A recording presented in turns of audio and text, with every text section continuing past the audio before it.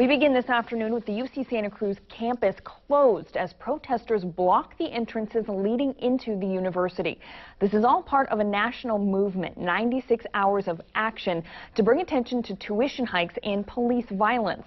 And while students blocked UC entrances, 4 protesters were in court facing charges for bringing traffic to a standstill on Highway 1 on Tuesday. Action News reporter Phil Gomez is live on the UC Santa Cruz campus with details. Phil?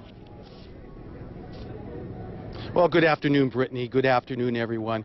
We're up here at the west entrance of the UC Santa Cruz campus along Empire Grade Road. And as you can see, there's about 75 protesters, students, who are blocking the entrance, not allowing anyone who doesn't have business onto the campus. They are being selective, though, in who they are allowing. They're allowing people who are employees with the with the health center, care center, and also family student housing. People who have family student housing permits are also being allowed onto the campus. And this vehicle here, she's been trying to get onto the campus for the last hour, but the students won't allow her onto the campus. Now, early this morning, there was some court action involving 4 of the 6 UC Santa Cruz students involved in Tuesday's closure of Highway 1.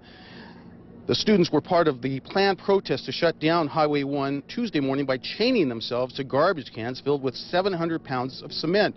All 4 of the student protesters were in chains again, but this time it wasn't by choice. They were each charged with 2 misdemeanors of resisting arrest and being a public nuisance. The UC Santa Cruz students pleaded not guilty to those charges and were ordered released on their own recognizance.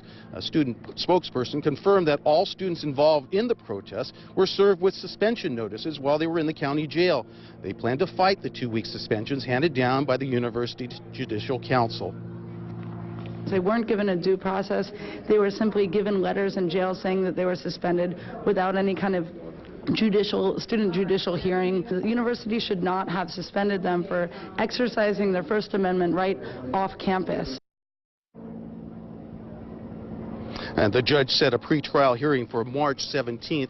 The 2 other students who posted bail were present. They are scheduled to appear in court for their arraignments March 17th. And I did ask the prosecutor, Crystal Anderson, why there were no felony charges filed, and all she would say was that all she could talk about is what was happening in court. And as you can see, the students still have this block. They'll probably be out here all day. There have been some minor confrontations with motorcyclists and some other drivers, but there have also been some people honking their horns showing support. Reporting live from the UC Santa Cruz campus, Phil Gomez, KSBW, Action News 8.